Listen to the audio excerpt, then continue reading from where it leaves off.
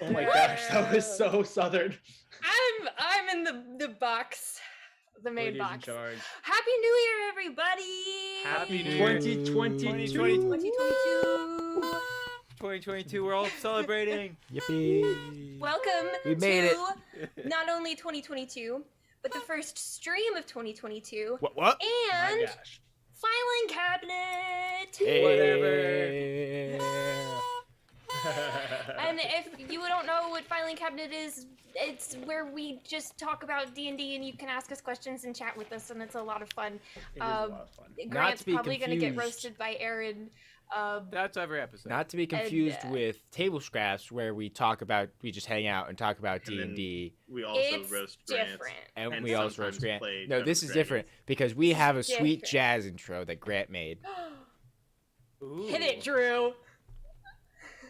Yes, ma'am. Oh, You guys, see, I wish you guys could hear it, but I can't. Oh, we can't. But it's fine. Can stream Don't hear worry, us the right now? lag will mean that we aren't. Well, the stream can hear it, yeah. Oh, Jazzing cool. out. Come on, Grant. Wait, can they hear us right now? Yes, you can. That's Oh, why we're all cool. jazzing out together. That song is so That's the whole good. point, Grant. They can hear us? Oh my gosh. Oh, it's a party. Oh, let's go. Get it, I guess. Hey, I'm right next to Lydia. Man, I'm the cool kid. Yeah. Wow. We good? And we're back. Okay, we're back. Oh, we're back. Welcome back. Hello. Welcome Sorry, back. That's us. We did things. Ooh. Do we have announcements? We have a few announcements. DJ, you want to hit us up with some announcements? Oh my gosh, guys. You don't even know what's going on. First of all, welcome to the first stream of 2022. It's freaking rad. In case you guys don't know who we are, we have like a year and a half worth of content that you guys can go check out. You Catch can hit us up. on yeah, go catch up. We have You have a 52 week. episodes of a main campaign. You do have 1 week to watch. Let's see, 52 times 4 is 158 hours of content. I don't think that's no, right. It's That wasn't right, 200 but that's it's okay. 200 and, sorry. 200. Anyway, It's like it's 200 hours. 216. Yes. Yeah, you have roughly 200 hours of content to go watch in a week. I don't even know if there are 200 hours in a week. I don't think No, there is. No. you would have to. It would take 9 days. But on 9 YouTube, days. you Ah. you can make it fast. It's You true, got you it. just Speed it up. It'll be fine. Anyway, we're getting off the rails. Anyway, tons of content to go check out. You can check it out on our YouTube channel. You can also have most of it in a podcast form, whether it's our talk shows like this one, or if it's our main campaign or side series like seasons 1 and 2 of Between the Rows, which are freaking awesome and truly masterpieces. So definitely go check those out. We also have some exciting things going on this next year that we have planned. We have 2 guaranteed, probably like 3 or 4, but 2 guaranteed really lit side series that are coming. Oh wait, no, 3 guaranteed because we have season 3 of Between the Rows. Obviously, like I just said, we have Sins of the Father. exactly. We have the Sins of the Father, season 3 of Between the Rows. We have Lydia's one shot. Lydia, what's the name of your one shot? Camp Or not one shot, Cryptids. season. It's gonna be a little side series. So It's excited. got a lit Yes. side series, Camp Cryptids, hosted by our beautiful and amazing Miss Lydia Korn. And then I will be DMing another side series called The Age of Pandemonium, which is a side series taking place during the Age of Pandemonium on Nico Muris way back in the past. It's going to be freaking awesome. So be on the lookout for those. We also have some surprises coming up in the next couple of weeks. So definitely come back, probably next week. Definitely come back next week. That's the Definitely important Monday. one. Monday's gonna be but- real cool. It's a really, really big deal. They're big surprises, so They're you big won't surprises. We've regret been working seeing them. really hard for the Really well, excited. we've been working. Lydia's been working really hard for the last 2 months. So I'm The so rest of us, excited. the rest of us have been Relax. working hard. Lydia's been working really hard. extra hard. That's true. So definitely come back for all of that. And then yeah, thanks for being here, guys. We love you guys. We're super excited. I'm really excited to have Lydia hosting this because it's going to be rad. So I have a also, like we said, this is a talk show. You guys have sent us questions on Discord. You've sent us questions on Twitter and Instagram. And Lydia has compiled most of those. If you guys have any other questions that you think of during the stream, just hit up the comments. We're all watching them, so we chat. should be able to see any questions. If we skip past you, it's because we don't like you. I'm just kidding. If we skip past you, sorry. Wow. Just keep sending the questions in. We'll eventually get to it. 'cause Well, I yes, think we'll we're try gonna to be here get for 2 hours, so- to as many questions. Yes, we want to answer as many questions because we like answering questions. They're fun. Right. That was a long, drawn-out version of my announcement. So there you go, guys. Okay. Well, Great. I think to kick us off, Mhm. and rest in peace 2021. What has been your favorite anything of Paper Dungeon in the past year? And the Literally Oh, anything. shoot. ooh, The past year. Oh my ooh, gosh. Okay, past year of Paper Dungeon. And Okay. that includes like side series. Are you looking for specific moments or like a general Just favorite thing that we did? just you love it. Just something you love. Something you loved. Between the Rows season 2. Between the Rose season 2 was really rad. It's really was. I good. really liked playing freaking what's his bucket? Lucio. Lucio. Yes, Your thank you. character Lucio. It's weird to think back because 2021 was so long. So we Mhm. literally Right. started It loves how what, Grant does probably- combat. probably around like what episode 15 or Well, what, yeah, what was yeah. the episode we Well, started because with? because a majority of the Paper Dungeon so far has happened in 2021, and so it's kind of crazy because like pretty much it Pretty much almost everything. started Yeah. in Yeah, 2021. because we started about Because We like August, officially started September. September. September 2019. Yeah. Yeah, so that's like 4 months, and then the rest has all been in 2021. That's crazy. that is crazy. Ah, my Torturing you guys with Prosius was really dude, fun. that I was- really enjoyed that. Maybe guys. Not like the actual torture, which is also a thing that happened, but just like the in general whole arc with Prosius, especially towards the end when it all came together. That was really fun for me. Okay. So at the start of this year, well, we like had our main campaign and stuff, and then at some point in time, I was just like, I want to do another stream during the week, and they were like, I mean, I guess, Go ahead, Aaron. And- Fine. because I really wanted it to be like something that was like uber casual, especially if we play D&D, like just a very much like show up, play whatever you want for like 4 hours, and then go home, kind of as a relaxer thing. We can talk or do whatever. We don't have to play D&D. So, table scraps for me was maybe one of my favorite things. I think my favorite episode of Table Scraps actually happened like a couple weeks ago with me and Lydia drawing stream suggestions. Oh, that was so fun. Oh yeah. That was If fun. you haven't seen that episode of Table Scraps, it's so Beautiful. bad. No, it's beautiful. It's so bad. It's but a masterpiece. I had a tons of fun, and I've had fun every single time we've gone on Table Scraps, whether we play in Dungeons and Dragons, or just like hanging out and talking, or drawing and things like that. As bad as I am at art, that has probably been my favorite thing about 2021. So I have two. I have Yeah. two in my That's head. pretty good. I'm trying to figure out which one. Well, you don't get to. I know. So, but I'm gonna say both, and I think I know which one wins. But one of them, honestly, it's been a long year, but honestly, like episode 50 might have been my favorite. That was literally 3 Pretty good episodes ago because Episode 50 we was just did pretty 2, bomb. so 2, 1, and then 50. And episode 50, it was like a fantastic recap of the year. We had a bunch of NPCs there. We got to have our characters like see people that have been like building up to see. Everybody had something to do, and I thought that was a lot of fun. Secondary to that is, Aaron on Table Scraps also runs a like D&D every now and then, and that's like the true Table Scraps. That's like the cream of the crop, and so. The creme de la creme. Even if it It's happens just so like a rarely. number of us sometimes, but typically it's I play somebody named Normir Thunderfoot, Lydia plays Sylvie, right? And Drew plays Archibald, Archester. I got there. You got there. And And DJ plays has a made character that guest dies appearance. every time. That dies every time. And so honestly, I like Arden something Thistling. That's what it was. Yeah. and we, oh gosh, I don't want to. Well, it's not spoilers. Like there's Table like Scraps, dude. It's table scraps, deal with it. there's little episodes where you're literally tiny and we're like going through like this baby forest, like you're like Dude. inches tall and you're going through the forest with all these The- creatures, and those might be my favorite things to play because they're adorable and they're hilarious. the introduction of the Undergrove to Nico Muris has been probably one of the things that I'm most excited about, but have been the least involved with. It's great. I just ruined DJ's world that he worked so hard on. There's nachos. It's awesome. Sure. No, I truly love it.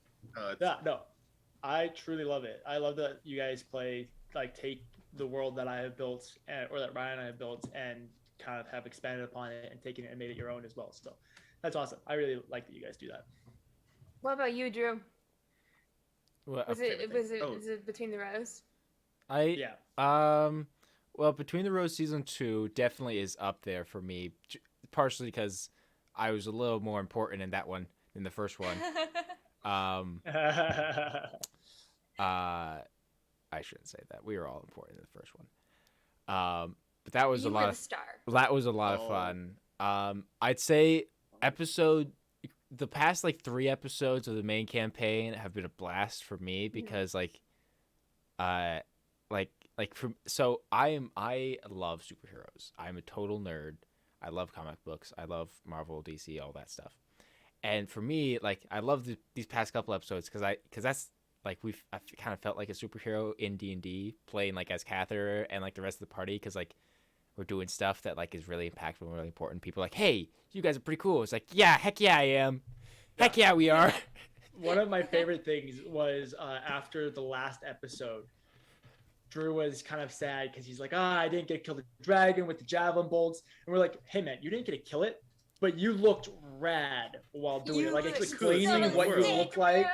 as you, like, run up and you grab these, like, 50-pound bolts and then chuck them 40 feet at a dragon to the regular people next to you who are manning, like the John, freaking massive the ballista barber. that would normally be doing that. Yeah. Like John, he's like, I'm going to join the militia to better my country for the people. And he walks, so just dude is just grabbing whole gushing like bolts, like 800-pound bolts, Yeah. just throwing them over hand at a dragon. Well, I don't know if you know like the details of ballista, but they can get big enough that you have a guy sitting in a chair manning it, and you have like 4 guys working this one ballista to shoot the one thing that you threw 2 of within 6 seconds. Oh, man, that was sick. All because Like, you it's allowed crazy. it, DM. Yeah, All they're because you allowed it. dope. Hey, you're a cool guy, you know. So that was Yeah. fun. I Yeah. actually have 2. Oh, yeah. So my first one that I thought of was Between the Rows, but more the production side of it because we went full out on production Yeah. this year with What? Between the Rows. And so just like that whole process was an absolute blast. Seeing it all come together was so fun. Mhm. And then my second one was it's like I loved episode 50 so much. But I think episode 20 actually takes the cake for me because episode 20 was when we brought down Prazius. That like because that was the first like point in the campaign like we had had victories, but this was like the first time we faced like defeat, and it was cruel. It was great. And It was so good. Everybody was so invested, and I think that was like the first time like we were all like getting ready to like jump out of our seats and like just punch Prazius. So those 2 definitely are my 2 favorites of the year. Episode 20 was really good just because there's a lot of really cool like interesting roleplay moments that I think that everyone got to do, and then just the impact, like the real, like that was like when it got real, I think, for all of us in some ways. It's just like, man, this is really kind of unique for us, you know? Yeah, it was Yeah. like Prazius was definitely probably my favorite NPC I've gotten to play. Really? That's Really? surprising. Probably. Like, Like seemed shy. You might have that question later, DJ. well, I know. we'll come back and you'll elaborate, but Yeah. that's interesting. Yeah. Okay. Cool stuff. So that's our favorites. So what is something everybody is looking forward to without spoiling anything? What is something gosh, you guys next are week. looking forward to in oh. 2022? I'm really looking.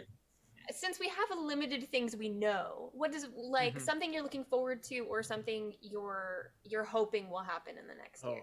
How do I say things without spoiling them? Okay, I'll do the No safe spoilers. answer. I'll do the safe answer and go with Age of Pandemonium because I'm really excited because that side series is going to give you guys as players knowledge that will help you in the main campaign, or not necessarily help you, but will add a lot of Expand upon. filigree and expand upon things that are going to happen in the main campaign. So I'm really, really excited for Age of Pandemonium, especially if we're able to pull off some of the things that I want to pull off for it, on the production side of it, along with the story-wise of it. So I'm really excited for Age of Pandemonium. That might be the thing I'm most excited for this year, production-wise at least. I anticipate that this is just a guess, but you know, we're like at war right now, and like a lot of different places are involved. So I anticipate traveling the world more this episode. I mean, or not this episode, this year. Like, we have gone quite a few places, but we've stayed all on the same continent, right? Pretty much. I mean, Apart from we've that hit a one, like, couple of islands and stuff. Yeah, Yeah, technically Laconia is considered a different continent, but it's like Oceania, where it's like they're all like their own individual things, but it's a continent, quote unquote. Yeah. Yeah, so I don't know if it's this way or not, but I anticipate going many different places where there are problems. And so that's exciting to me because of the variety of all the places that we'll be able to go to. And like what we're going to see, all the things that DJ might come up with and just throw in there that we have no clue exist in the world. Like that, to me, that's fun. And so I hope we get to travel a lot. Write that down, DJ, write that down. You're right. Oh geez, this next year, so main campaign wise, I'm obviously pumped to go to the Scarlet Wastes. Like that's like my child. I'm working real hard on it. I think it's gonna be sick. I kind of hope someone dies just to really add to the legitimacy. I mean, Jeez. Well, with our track record, we're it's likely.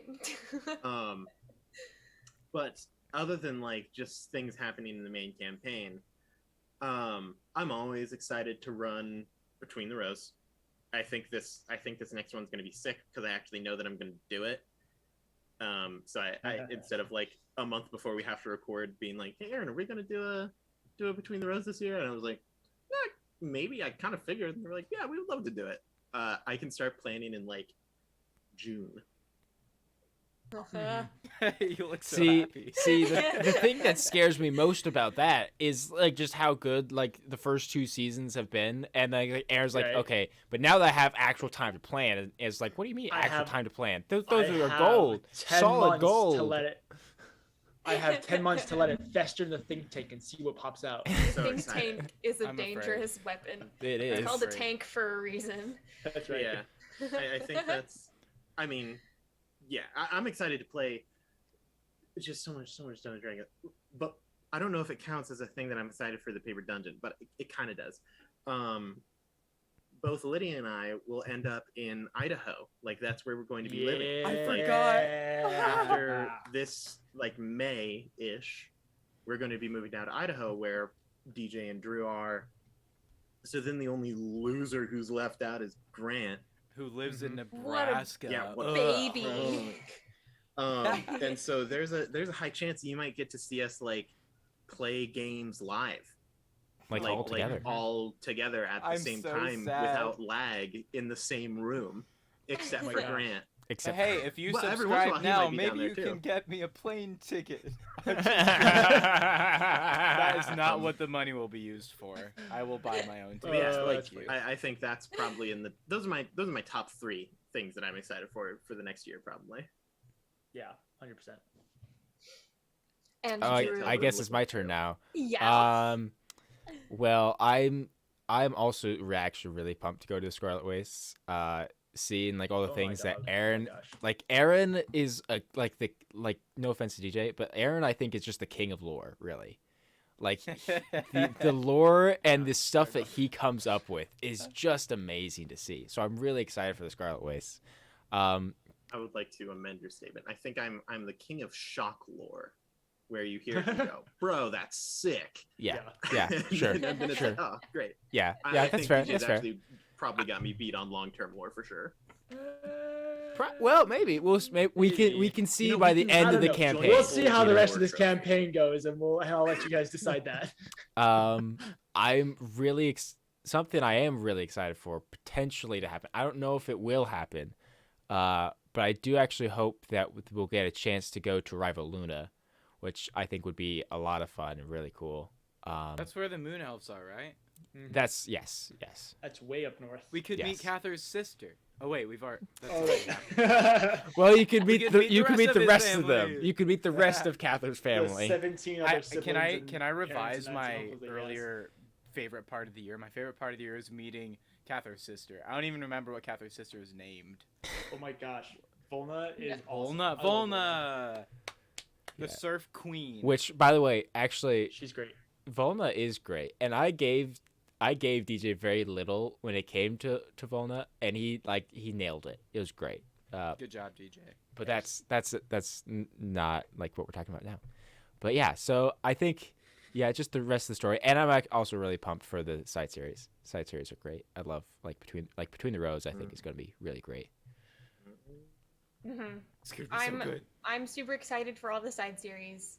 I'm super excited for mine, but I'm even more excited for DJ's and Between the Rows season 3. Let's not talk down. Like, Yeah, like let's not no, underhype. here's the Camp thing. Cryptids. But here's the thing. Camp It's like Cryptid, Camp Cryptids. baby.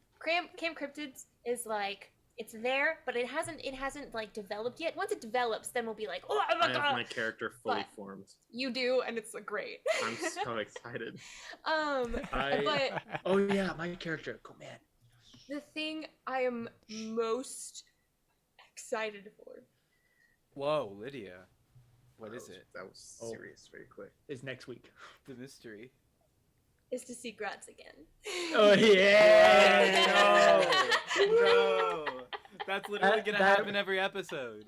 That would be. That was one of the things I was debating on saying for my favorite thing that happened last year was the introduction of Gratz, because it was was not pretty good. supposed to be Ooh. as impactful as it was, and it's freaking awesome. You know what? Here's another great moment from last year. What was it? Approximately episode 24. Somebody correct me in the chat. Leshka dies one shot. Oh my Yeah. god, that was awesome. That was that actually might be the funniest moment. the in the funniest entire moment year. in the whole of last year. Like that was that was great. That was primo content. That moment right has been immortalized on both TikTok and YouTube Shorts. It there. Oh my has. gosh, Check it I out. go back and watch Pretty that. And and on a Twitch weekly highlights. basis. Mhm. And Twitch highlights. I suppose this is kind of an announcement. I officially have downloaded TikTok literally just to watch a clip of myself Good job. because I found Wow. it so entertaining got that I wanted him. to watch it again. We got him. Yay. We're celebrating. Yeah. Anyway, don't I think I've opened it interjected. except to watch that clip. I distracted us from the current topic of discussion. I apologize, but No. Yeah. It's good. So now we're kind of diving into like other people's questions a little bit. Yeah. Ooh. Maz actually asked earlier, what was the biggest plot twist of the year, or like your favorite plot twist of the year that's happened in the main campaign? I mean, I'm gonna let you guys it's go on the first. tip of my tongue. I mean, I can't help it. I expected Edward's dad to not be a cool guy. I honestly did not anticipate DJ to actually make him a sympathizer with Prosius. Like, I know that seems like a logical step. I didn't think DJ was going to be bold enough to just do that, but I anticipated to meet Edward's father in the campaign, like, way down the road. I expected, like, tens and tens. I guess it was literally tens of episodes, I think. But, like, I expected way more. Like, more this time in the campaign, I thought Edward's dad was going to come up as, like, I don't know what. Just not a great guy. And then, literally, I think it was, like, maybe... it was between episode 10 and 20, I think. When we were facing Prosius in the, like, labyrinth. And then... like, the group got separated, Melora and Cather were fighting with Havel, and then the dog won, and then they get taken and everything. That episode, whichever episode that is. 20. That is 20? Yep, that's okay, episode 20. Episode 20.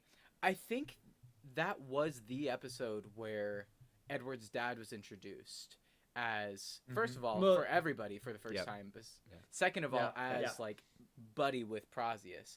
And so Edward had to face one-on-one against his father, like, in this situation, and plead with him. and Knew it. I did not expect it one bit that episode.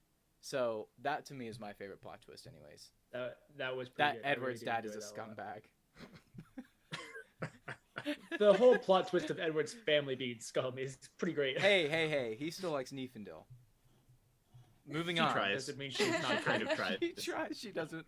She's there. Her name's pretty. Favorite plot twist.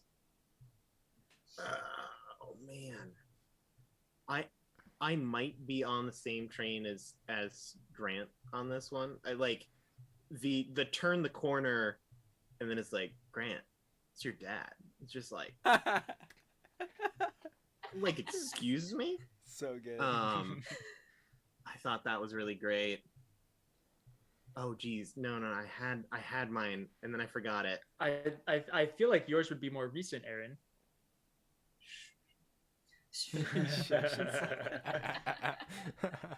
Come back to But me. Come back to me. that could just be me, projecting on what I would hope would be your favorite plot twist. You know, Someone else take over. going I on have one. the dad thinking, Renaya's adopted father was a dragon, and that was a No. plot twist, No. right? No. Right? Am I That's wrong? not- Oh, Hey, Oh, no, that's I not totally what remember. was I totally going remember on. what That it was. wasn't how that. We buried Anyway.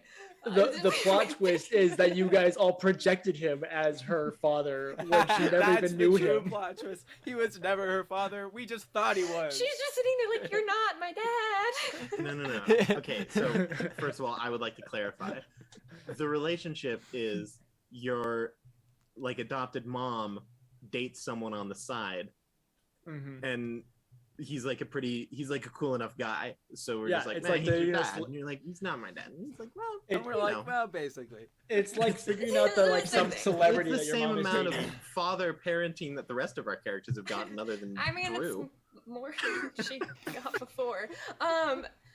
Anyway, Drew, are you still thinking? Or... I need a moment. All right, I think so. all right, it I out. got you. No, it's my turn. Tell us what it is.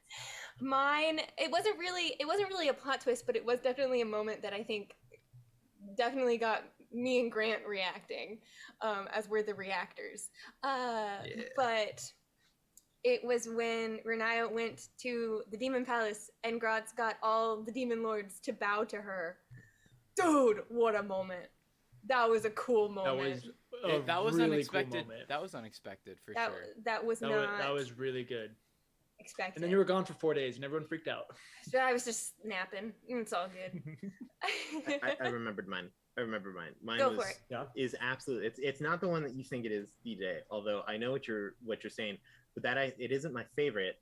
I really liked it, but my favorite Thanks. one did happen nearby it, which is when we get out of the pocket dimension, and you're just like, 4 months has passed, and Oh, yeah? we lost the war, and everyone's dead. Yes, the Oh 1 my month. gosh. Yes, the 1 month time jump after the pocket dimension. That was a pretty The big one. 4 month time jump. Well, the 4 Yeah, month like- was the first one out of the Fae. Oh I yeah, remember you're how right. much You time guys were was. gone for. but like it was such out of plot twists. Like there are things that you don't expect, like, oh hey, it's like Edward's dad, or like, oh by the way, no, actually you have a prophecy about you that you didn't know about. Like no, straight up showing up and be like, yo, we thought you were dead, by the way, we all lost and everything sucks. It was a pretty And it was bold like move. it was a month, Yeah. and then it's just terrible. Like it was great, I loved it. Yeah. That's mine. So, oh man, see, there are lots of moments I really like, but I don't think they really qualify as plot twists. I think It's a tough one. I think the moment that I like the most that would be a plot twist, similar to what you said, Aaron, when we first got out of the Fae and the 4 month time jump, and we get back into Athala, and like we're there, the flag has changed, the Yeah, guard the has city is changed, changing. the city is Yeah. now being run by this strange undead person, although we didn't know he was undead at the time, and like all the temples are destroyed, and we're just like, what the heck happened? Like, what? Mhm. How long were we were there for only a couple days? Like, dude, it's been 4 months. It's just like, Hey, world stinks. I want to change my Yeah. plot twist. That one too. I would probably agree with Drew. That 4 month skip, and then coming back, and specifically the moment when Cather went to the home of the gods, the area where all the temples were, and saw them all destroyed, and just how like the raw emotional energy that Drew had along with everybody else that was there was so good. So I'd say that's probably my favorite plot twist too. it was. I have it was another one. Oh yeah. The moment when okay, I'll set the scene. We're in Catan. We must travel south to the Scholar's Guide. Mm-hmm. We are running at night, traveling, and above we see large winged creatures. And then there turns out to be 2 creepy, like, long-necked owls chasing us. So we run, and we finally find a little town after, like, running from these things. And they're not hurting us, but they're certainly about to if we don't listen to them. So we run to this little town, and we get there, and there's, like, this one old man that helps us. And that old man was working with Prazius. We're all, like, led Trust into this issues labyrinth. from And- then on. I love it because Yeah. actually I clipped that part because we get to him and we're like, do you have like a cellar or something we can hide? And he goes, yeah, it's under this rug. And we're like, that's kind of exactly what we needed. Why is there a reason you have that? That's I convenient. think even they're like, in the "We've break, tried." even even in the break, even in the I episode, you guys are literally like, was like, Yeah, I This is literally kinda asked nice. that. This is I was oddly like- I was like, convenient, you know? how terrible would it be if this guy is like actually against us and we just walked Yeah. into his like dungeon cellar of our own free will and got trapped? Cut to that just immediately happening. Yep. And we just walked in too. We didn't have any hesitation. Yeah, were we just were like, like, okay. like, Of we just course, gotta go. We gotta go. this must be a freebie given to us by the DM out of his kind, gracious soul, no. punished No, immediately. no. I have a new guys. I have another favorite plot twist. Let's We have so many. Go for it. Leshka dies. That right there, that Let's moment right there dies. is the reason why Drew will never trust me again. Never again. Never again. Ever. To be fair, I don't know. I feel like it's a culmination of I mean, things. D&D is the reason I have trust issues. So then what has been the most impactful moment in the campaign for your characters? And then DJ, Ooh. what has been your favorite, like, more emotional, serious moment? Whether it's you as an NPC or the one you've witnessed. Does it count if your biggest impactful moment happened off screen? No. No. All right, I've got the easiest one. It's a real close run between Track killing the orcs and Track's conversation with Edward in the last episode. Those 2 moments are they were, for me, some of the most entertaining to roleplay for sure. And in terms of meaningfulness for Tarak, both of them carry just a huge amount of weight. I think so. The main thing is what are you judging it off of? Is it banger lines? Because if it's banger lines, then the Track killing the orcs and talking to Cather in that moment super gets out there. But I think in terms of actual meaningfulness generated purely by character interaction, I think the conversation with Edward wins out in that kind of situation. That's the first time that Track's really gotten to actually talk about Orvin and some of his life in the wastes and stuff like that. Which has been mentioned, but it's never really been touched upon. And so and I think that was a big moment for both characters too. And that's why I think it probably puts a little bit ahead. Then again, the statement to Cather, I think that was just that gold. hit pretty hard. That was just gold. powerful. Yeah. That question was from Marshall, by the way. Oh, my brother. Hey. Yes, your brother. Let's go. Yeah, that was a big moment for Edward too, Aaron. Talking to Tarak, because I think in general, this doesn't count as an answer, I don't think, but in general, I feel like Edward's building trust of Tarak in general has been like probably one of the most influential things on Edward, because Tarak, when you first met him, was just essentially Swept you off your feet. swept me off my feet, literally. But in Edward's perception, Tarak, he couldn't be trusted. He was afraid of Tarak. He didn't know what Tarak's motives were, what he was going to do, and he was consistently afraid of him, and he didn't trust him until literally recently. He's like finally verbalized, I guess, that he trusts him. And so like Edward's perception of people, I guess, and his own vulnerability with them, like being able to actually trust somebody and like say that and stuff, like all that stuff is pretty darn important to his character. Apart from that, like an actual event, strangely enough, it might be the first time Havel died, which is probably an unexpected answer. But the reason is, when Havel went down, like actually, and Renaya was going through her stuff, and Tarak was like trying to fix it. I was suplexing a demon. It was sick. Yeah, like Edward was left alone to take care of like Havel's, what was left, and Edward had never ever gone through anything like that before, and so I think at that moment it kind of broke Edward down a bit, and like the tone for him became much more serious and like real and present, I guess. It just became very personal. So I feel like that was a pretty big tone shift for him that continues to this day probably to kind of, I don't know, affect him in some ways. So yeah, it's probably mine. Oh, and then also literally when his dad was arrested and he was like, by the way, I actually have a chance to make the family name great. So when you're like rotting away in prison, maybe really remember me. Yeah. That was like my favorite too. That one was those are really all good. my answers. All of these are super great, and I've been like racking my brain because I'm trying to think of like a different answer than what we've already said, because a lot of what I immediately think of goes to some of the things we've already said.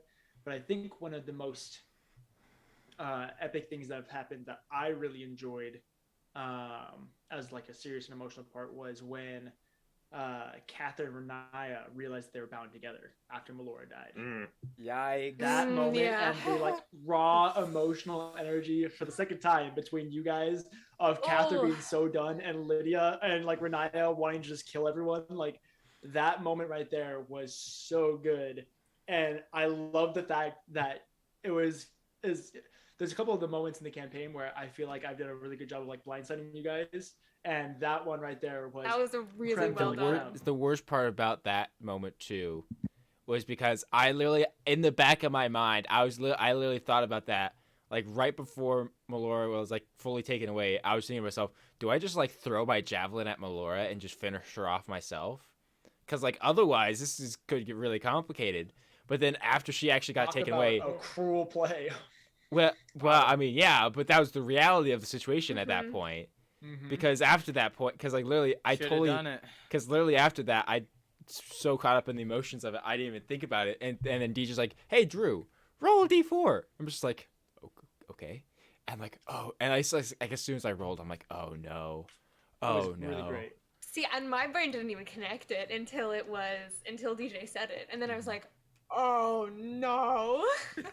That was such a bad moment. The sheer amount of temptation from me to like, I had to resist so hard to not, because I knew, I'm you like, the moment Melora dies and it isn't Drew, like no one can touch Catherine. That's not like a thing that we can do. And I knew it, and I'm sitting here and I'm like, I so want to go over and be like, hey man, it's all right. We're gonna get through this so bad, because I knew like. You would like if it's really anyone else, it's going to be if it's me or Edward, it's okay. If it's Renaya, we're in trouble. Yeah. Oh, yeah. That would have been really. That would have been another one that I would have enjoyed, is Tarak and Catherine being bound together as well. That would have been like you can have it, bro. I don't want it. You can take the rod. I'm good. Oh gosh.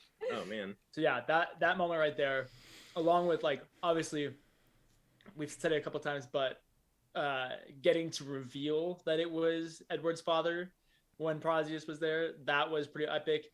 That whole episode was pretty awesome. But another one of my favorite parts was was when you guys went through the labyrinth, and then Edward and Tarak and Renaya pop out on one side, and then the rest of you guys pop out on the other side, and then the guards come in on one side, and Prazis comes on the other side, and like the slow realization of how just the terrible situation that you guys are in, that you guys walked yourselves into. Oh. Meanwhile, I'm giddy as can be. Like Yeah, I'm the only one. hyped, and then just get Drew's clapped. Like, this is great. This is cheering. great. Meanwhile, We're all everyone like, else is like, Drew, you're an idiot. Yeah, We're like, Drew, that no. was also probably one of the best moments. And then the third one that I would have would be when all the demon lords bowed to Renaya, but we've already said both of those twice. That's so cool. That one was Yikes. so good. Like, I'm to the crib. Renae's Yeah. just like waving on the throne. Like, hi, and she's like basically a toddler on like her dad's chair is kind of the vibe that you get from the size differences. I think mine would actually, for Renaya, has been her death. And I think it's even more impactful with how simple it was, because it was like, and that's what I really struggled with too, was because Renaya's like biggest fear leading up to the beginning of the campaign was dying, and then she died, and then she was back, and then everything was fine, and she was like, oh. And then there's some other things, but overall, like I think that has had the biggest impact on her and has given me a lot of inspiration on how to like shift her moving forward. There's so many unknowns with Renaya. I know. And now her biggest fear is Cather waking up cranky. Facts. Hey, I have That's two all of more. our biggest I have two fear. more. I have two more. They're really quick. One. We can't forget Renaya and the Witch. That was like our first big double. yeah. that Oh my gosh. was 2020. Oh, it was. That was When 2020. Yeah, used her. I mean, it was a inflict boss wounds moment. and killed. It was real that was cool. really cool. So Okay, forget that's that. your Real motion great. for inflict wounds. Inflict wounds. Inflict wounds. And then second of all, we can't for one moment forget about Cather Mora, the Kiyomora Cather no. ship Oh, of bro. 2020. Oh Man, my gosh. the moment in the Fae with the fireflies and the Dreamy. moving stones. And the moving Isn't that stones. also in 2020? Because that was in the favorite. No. No. We've had this No, exact 'cause- conversation before as for We've where debated exactly this that before. that like Either way, It Cather happened Mora's in the still Fae. alive. Deja vu. The training The ship happened is- in the Fae. The ship is Yeah. still alive. Yeah, but was Yeah. the Fae in 2020 or was it in 2021? well, I Let's mean, it was before pretend we it killed was in Melancina, 2020. right? It was. Yeah. So no, it it would was have after been you in guys 2020. killed More than once. Melancina. wasn't No, it? because we killed Melancina in the Fae. No, because it was in the Fae. Yeah. I've messed up. Um, Either way, Cather Mora, forever live in our hearts. It doesn't matter what year it happened in. It's always going to be the best part of the show. And then Yeah, I have full another stake. one, but I don't know if Drew will choose Yeah. it as his Go thing. for it, What's Drew. Say your yours? thing. Oh man, I mean, there's so many moments. I mean, I there's loved when so you took many your moments. oath. That was good. I was gonna say that was definitely a good moment. Although technically that was 2020 as well. 2020 was a banger. Hey, those first 10 episodes were awesome. Those 3 months were crazy. But yeah, Cather taking his oath definitely was a really big moment, and obviously like probably the first big moment for Cather, obviously. I think the biggest, I'm kind of cheating here. The whole storyline of what actually happened between Cather and Melora, ever since they first met, all the way up until more recently when Yeah. like she died. I think like her death in general is like the biggest, most impactful thing for Cather, purely because of all the pre-build that there was, unintentional pre-build, but pre-build nonetheless. And the fact that there are still ways that her death has impacted Cather that we've not even seen yet in game. I feel like the relationship between Catherine and Melora is kind of like the relationship between Sokka and what's her bucket who turned into the moon. Yeah. And it's I wish like, I knew her hey, name. that's a thing that happened, and it's like, oh, it's so beautiful and so great. And then it's kind of laid low for a little bit, and then every once in a while we have like that theater episode where Sokka's like watching her die again, and he's like, and Suki's like, who's that weird girl that turns into the spirit? And Sokka's like bawling over there. Literally. The I thought don't that know the if you analogy guys that came like to that, but that's what I mind feel like for it is. me was like Spider-Man and Gwen, Yeah. Yeah, that's a good one. But I just yeah, watched that movie yesterday. yeah. Shrek and Donkey, but like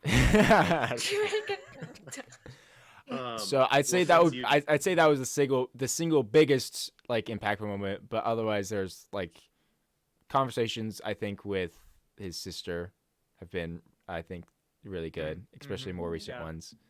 And then also I think honestly the orcs with when Tarak killed the orcs was actually pretty impactful for Cather. I think that's like one of Catherine's most humbling moments. Yeah. No, yeah, for sure. Definitely.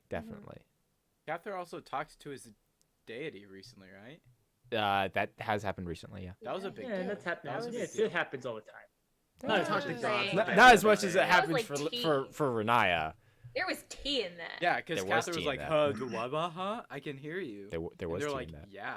So Oh yeah, when you gotta talk to like directly to Yes. I had a couple of realizations while this conversation was happening. Another one, and they're all a little bit between like plot twists and like sick character moments, just in general. Mhm. Sick plot twist / character moment. Realizing that Kimura is like the dream where he's like evil. Oh, Yeah. yeah. Like that was sick. That was super Oh, rad. yes. That was And by super rad, I mean incredibly incredibly disappointing. terrifying. And so that was great. And then I mean, so pretty much anytime Cather has a dream, I really enjoy it, especially like the them being like, hey bud, might gotta kill Renaya, maybe. I mean, maybe not, but like That was a maybe. good one. That was a really That fun was a one. really Yeah, good well, one. I can't actually, believe and you that's- brought that's actually a fair point, Aaron, that you bring that up because so this is a bit of a side topic. It's honestly its own topic, because some people don't understand why Cather can't get over this whole Gratz thing. The problem is Oh, the no. the people that he trusts the most are his gods, and they have not told him otherwise. Before we get on this argument, I think we should move on to the next question. Well, I actually, Which I say that all to say, like, that's how big of an impact that those kind of moments have for Cather. Uh-huh. You know. The only Yeah. thing Which, he knows for those of you sure. who question why, Lydia's gods talk to him much more often than Cather's, it's for that very reason. Anyway, Little did you know. Malice Revealed here just in talks a Well- lot, but doesn't Finally say a got it. whole lot. And I mean- Cather's gods say things when they speak. I got another one I've thought of for Renaya. What is that? It was Halloween episode. I remember because I was dressed as Gratz. Oh, yeah. But it was when Gratz showed up after Cather had left, and the conversation that they had that was a really important conversation for Renaya,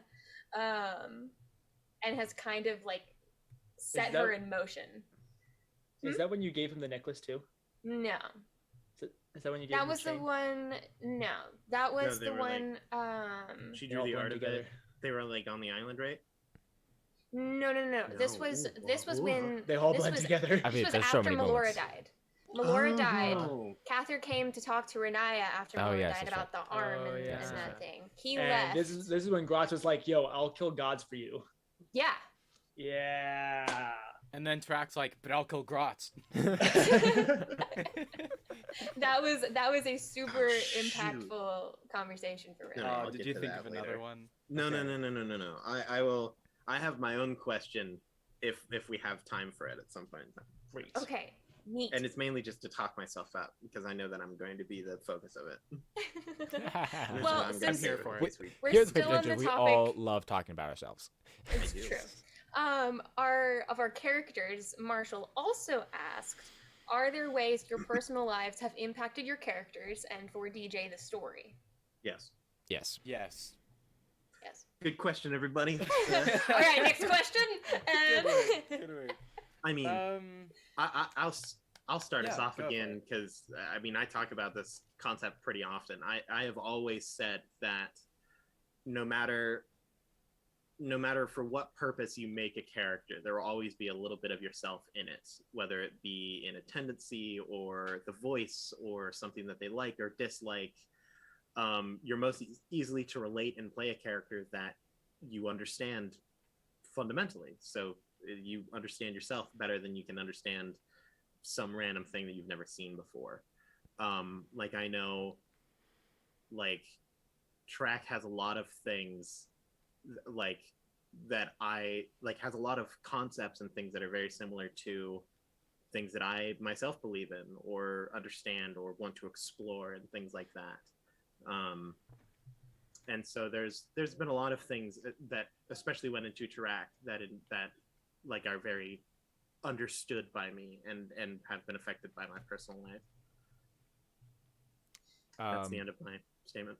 Yeah, I mean, so I you know, I'm very similar to Aaron. Like I believe pretty much in the same things. Like in almost any character that I create, I almost always actively try to find at least one thing of myself that I can purposely put there, just because it just makes it a lot easier to relate to the character, to like kind of understand the character. It gives you something to kind of branch off of and grow off of. And for Cather, at least for me, I mean, obviously, like all these people know, I of the group tend to be the quietest, you know, and just kind of the most reserved, and that definitely translates into Cather a lot. But you know, when I created Cather, though, I like especially as a paladin, paladins are very bold and very strong-willed. Let's put it that way. That's kind of their stick. And so I personally, I really, you know, found it fascinating to try and explore that idea with like how would that look if I was basically a paladin, you know, if I was still my, you know, fairly quiet and reserved, but very, very purposeful and very kind of had a strong resolve, kind of in this very specific subject of my life of faith, you know. So yeah. I'm gonna jump in real quick before it gets too far away. A good example of something that is like something that I do or a tendency that I have that I've carried over to track, even in a physical sense. When he's nervous or afraid, he rubs his hands. I have a huge thing. I hate stuff on my hands. I hate it, like to the point where it's hard for me to like touch a greasy dish because I know that I'll get grease on my hands. So I do a lot of like hand rubbing and stuff, especially when I'm like in a situation that I'm like not expecting anything. And if you look at conversations, like a big one is the conversation that that Track had with the dwarvish leader. You can see him like actively rubbing his palms in that the whole time. And a lot of that is purposeful and some of it is completely accidental and I don't realize that I'm doing it because I'm so nervous like playing track sometimes. But that's just a little example of a thing that I do. Yeah, I definitely have a similar thing with Cather because I struggle with eye contact a lot of times, and that's kind of something I put into Cather as well. Whenever he's nervous, is he tends to be looking at other things. Oh, you guys are so sweet. Meanwhile, I like demons, so I made a character that had demons. Yes. It's a little more complex than that. The biggest thing that has affected the campaign comes from very personal reasons, which is Havel and Melora having to leave just because Ryan and Hannah ended up not being able to continue playing with us, at least for a little while. And so that has been one of the biggest things that have affected the campaign overall, especially with like Melora and stuff like that, and with Havel, obviously, because there were things that we were building up for Havel that kind of got cut short, and obviously there's a couple big things that happened that really never got touched on with Melora that kind of got hinted at but never really touched on. And so and maybe those two back as an undead enemy. Those two dying is definitely one of the biggest unplanned changes that happen just because of real life. I can go next. So, yeah. am I the last one? I mean, Pretty I have a much, little yeah. bit more. But... Yeah, that's Lydia likes I'll demons. go next. That's all that there Nope. is there. That's all there is That's to all me. there is to it. Yep, that's right. All there I is. like demon. Yeah. So I feel like growing up, in a lot of ways, I kind of lived in a bubble, and so one of the things that I think have helped me develop and learn a lot about the world and about people and myself is learning more about the world around me. As I grow up, doing interesting things, taking opportunities. I love that kind of thing because of all of the things you can glean from it. And so one of the angles I like to take with Edward is that he, from the beginning, was extremely closed off from the world. And so the first time one of the first times he actually went out into the world, that was one of the biggest reasons and motives for him to actually be proactive. Once he saw something different, he went for it.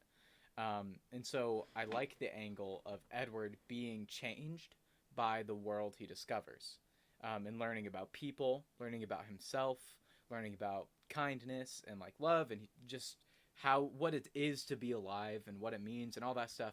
All of that stuff he's discovering as he goes out and as he does things that are interesting and different and meets people that are different than him.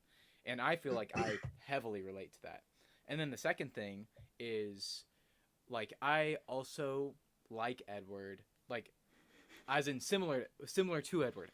Similar to Edward, I do like him, but similar to him, I also love music, of course, and the artistic things, and I do like poetry and like original things, creation. I love that stuff. But I feel personally like sometimes I'm so set on the next thing, or sometimes I am so focused on doing good or doing well, like in what I'm doing, that I never actually take time to slow down and enjoy the things that I love, the things that like make life better. You know what I mean? And so that's something that I think Edward also expresses, is that he doesn't know how to slow down. And in the moments when he is very personally afflicted, like the moment with Havel dying, or like moments with other characters, or even like, for example, for his mother, he has often used music as a response. That's almost always how he responds. Or even to big events, he'll write it down. And so Edward's response to personal activity in his life is creation. But I don't think he's caught on to the fact that those things are the things that make his life better. Because he's always thinking about the next step, and he always expects himself to do well. So I think there's a lot of myself in Edward, actually. Like, in some ways, it's scary how similar he is to me. Not that I'm, like, mean or pompous. I don't want to think that of myself Yeah, Grant, you're just particularly. the worst. Terrible guy. Really. Horrible. And Super rude. I am not wealthy by any means. Incredibly rich. But Hashtag eat I'm rich with friendship here on the Paper Dungeon. No. As we all roast him. God, what a loser. But yeah, I really feel like I connect with Edward a lot, though. He's my little guy. Mhm. Well, I'm very, there's Boy. so many parallels between me and Renaya, it's stupid. But the biggest thing I wanted with Renaya was, I am but a wee baby adult. I don't know what I'm doing. I don't know where I'm going. I don't know what's happening. And so I purposely kind of wanted to give Renaya like no real direction. I didn't want her to really have a sense of purpose or like know what she was set after or things like that. And I really just wanted to see where that would go and just like have fun with it and play with it and just and it's explore gone. that. And it's It's gone to the 9 hells. But yes, yeah, it's gone. Literally. Just Technically the abyss, but Great. it's fine. Close enough. but yeah, We'll and get then yeah, and then I demons are neat. Great. Now, Diab, hold Full on a stop. second. Yeah. Now here's a question for like possible plot. If we were to say go to like the Nine Hells, and Renaya were to get trapped there, Oh my gosh. would that Hells or the theoretically Abyss? Oh my the Nine God. Hells? That's the Okay. trick. Is that We need how to we stop the kill prophecy? Renaya in hell instead of the abyss. Oh God, why didn't we think of We that? figured it out. Good job, Drew. we just Look, got your Oh, wait, whole but that campaign. is- she that dies on means the we have material to- plane, they get to vote over who gets who. But if we just direct ship the soul, like if we Amazon Prime it, Uh-huh. All right, like, so just DJ, so right here's what we now. now I've got to make some kind of relationship with a devil, with and then I've Asmodeus. got all my bases covered. Yep. There we go. Yep. You got to make another. You got to second multi-class into Warlock with Well, Asmodeus. That would be difficult since your whole prophecy is that you're going to stop the blood war, which Yeah, then that's the war the key. between the We'll work demons out and the the kinks devil. later, Prophecy DJ. smashacy. So that's the key. Give the you join people both what they sides want. and create peace. There you If go. everyone's I will you know unite. there's no that war. is true. That is The one way themes. to end a war is to just create a treaty between both sides. Is that like am- having like the peace treaty. prince and the princess of rivaling kingdoms married to create peace or something like That- that? yes, Except that- it's just yep. Renaya. Renaya like, will selling marry her soul to herself. both. I Don't believe do it. it. Don't She'll do it. Don't I'll do force it. her. Don't She'll make do her. it. Don't The tempt spell me. simulacrum I- exists for a reason. I hear the wedding bells already. Okay, so then this kind of goes into more of kind of what you were touching on earlier, DJ. Favorite NPC of the year. Whoa. From Specifically, everybody. favorite NPC that's not one of the main NPCs like Dakaram Edward. or Well, first Kiyomura. overall, what's everybody's first overall Oh. favorite NPC, and My then favorite we'll Never NPC mind. is Edward. Fine, Lydia. Take Fair. my question and transmute it. Hey, I got you covered. Actually, there was your question, and then there was another question that was sent on the Discord that asked a very similar one. I It's see. slightly different from yours, so it's not My thievery. mistake. It's just two great Yes, minds. that one was from my mother. Yeah. Tina. So, Mama Tina. Bear. On the same page. That's the What's up, name of Tina? the Chat. So yeah, so everybody was everybody. Mine's Malice. I took it. Oh, I like Grotz. Whoa. Hold on. Whoa. Pause.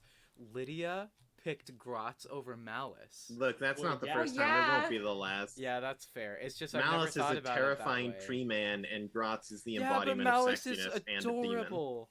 Malice That's is true. adorable and sweet, and he cares about Malice. Luna. Oh, I I love, love Malice. Malice. I love Malice. Yes. But Grotz Thank is my you. favorite. Okay. Speaking of Malice is my favorite. favorites from randoms, I think the mushroom that that wanted to just It just wanted to live, man. I'm a mother. it just wanted Lydia to be his baby mama, and it was I am a it had plant. consent and My everything, goal and then it got is punted. To just survive. It was know, a mutual touching. I keep thinking there's a lot of people that are listening to this, I'm sure, in the future that don't either know what we're talking about or don't remember. Oh, it was Good. great. And the Don't context explain it. clues explain Force it them to enough watch for it. you. Yes. So go watch episode like 22 when they're at the library and We're in the hanging out with library. Good Jessica. memory.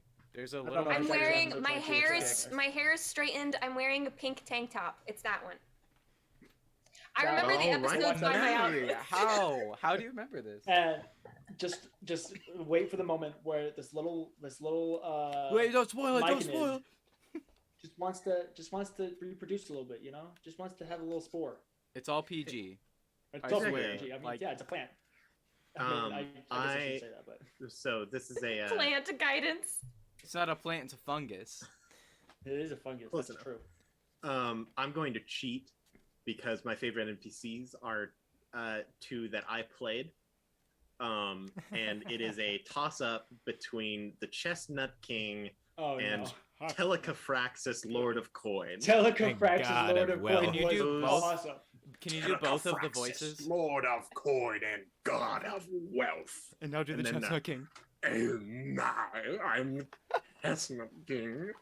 Notice how he looks up for both of them. It's Well, yeah, no, he's really this good. is where it's at. I mean, I so could do it like good. yes, but it's so. I hate it. I loved it. It was those were massively. Those are from Table Scraps episodes, Yeah. and are canonic things that exist in this world. So I can Another use them really for this cool- question. Another really cool NPC of Aaron's was the freaking shadow demon from the Shadowfell.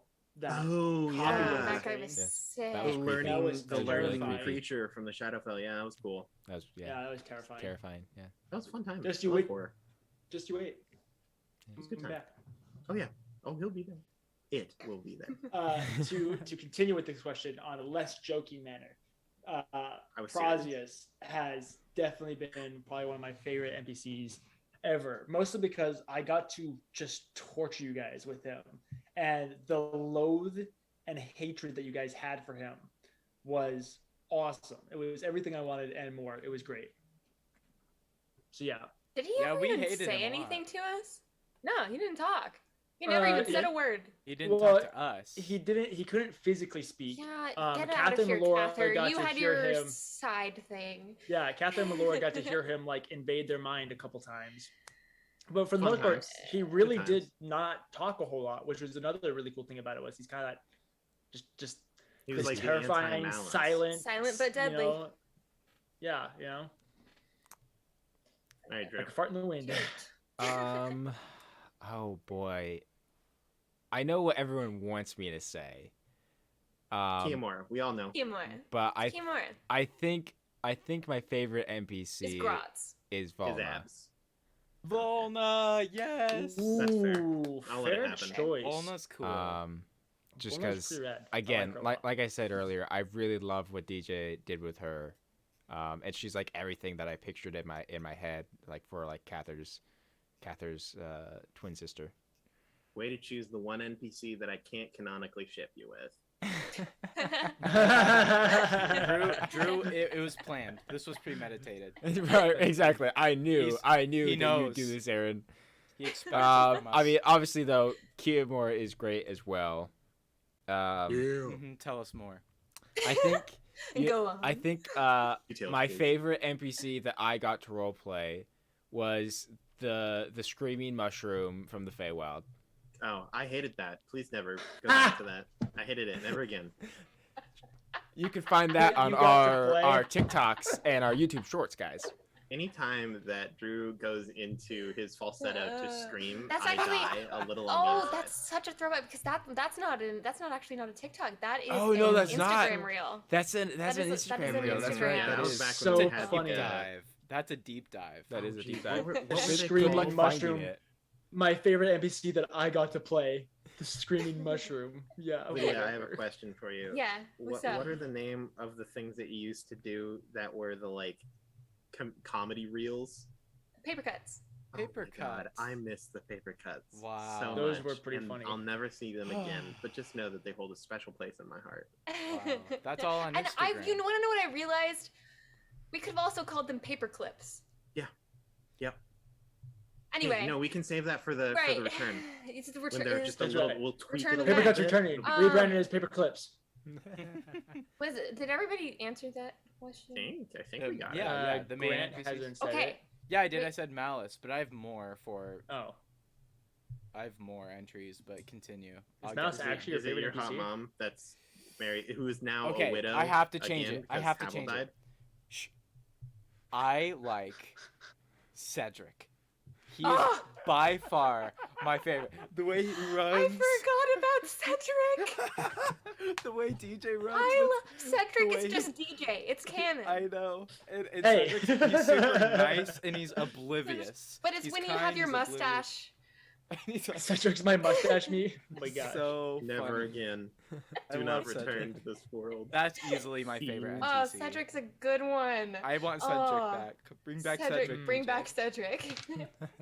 Well, okay, you know, so you just have then- to find Blix and Leshka. Yeah, you again. just gotta find Blix and They'll oh, show yeah. up. Lot us around. Unless I killed him, but we'll see. Anyway, Cedric's the Bruce and- only DJ. survivor. Cedric So doesn't then have a we'll soul. go into DJs, Blix and which Leshka is both died, and it's just Cedric. He's just What's- wandering in the desert. what's your favorite? No, Cedric. What is your favorite one-time NPC DJ has had?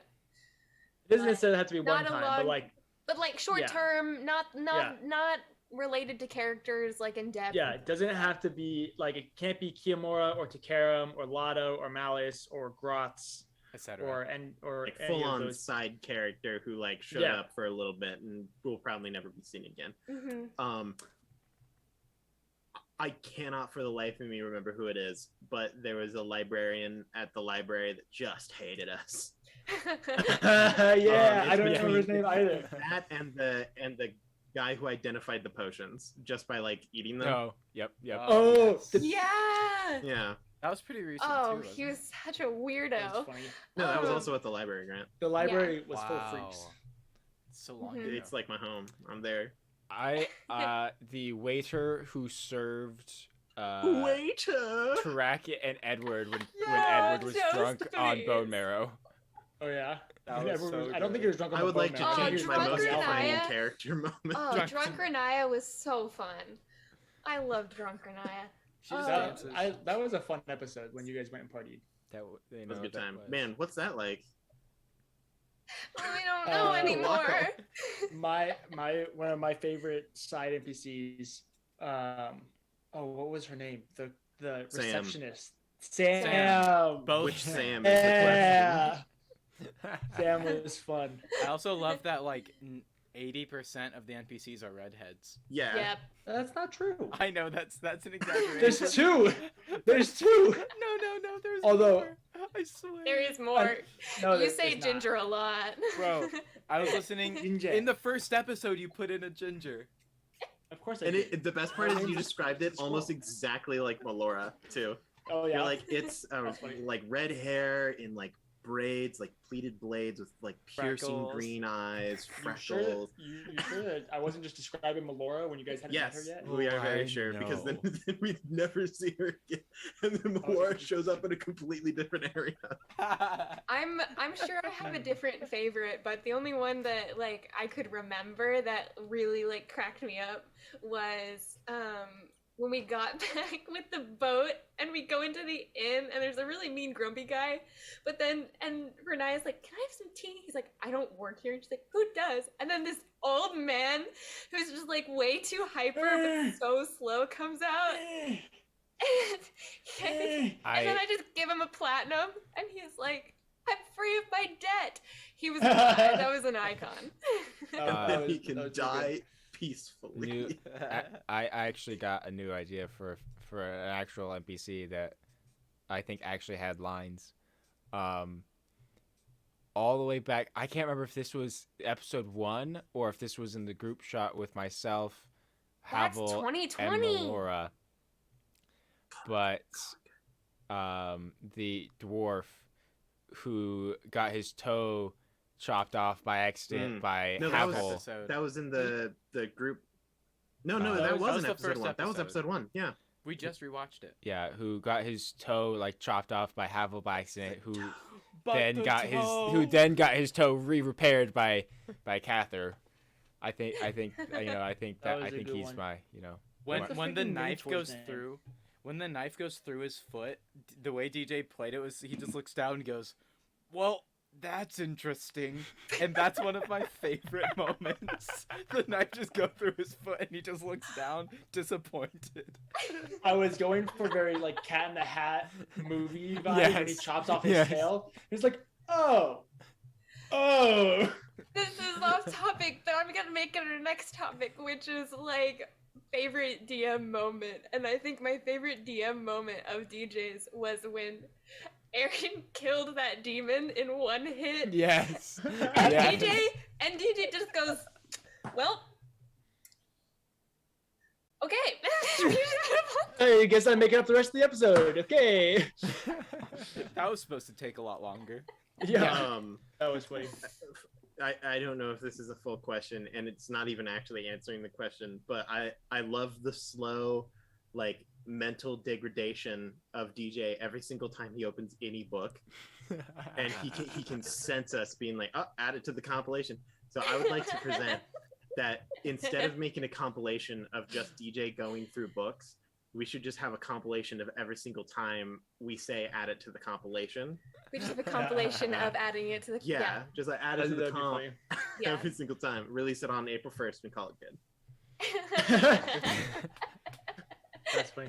Sounds like you got a business plan now, Aaron. 100%. I'm in. I'm ready. Oh gosh. So I have a mix of last question and this question. I love how DJ plays. I think her name is Susie. Is the little girl Mary. that Oh, was Mary. Mary. Mary. Yes. Mary's a the punk. She's a little sassy girl kid. So sassy, but she's so sweet and fun.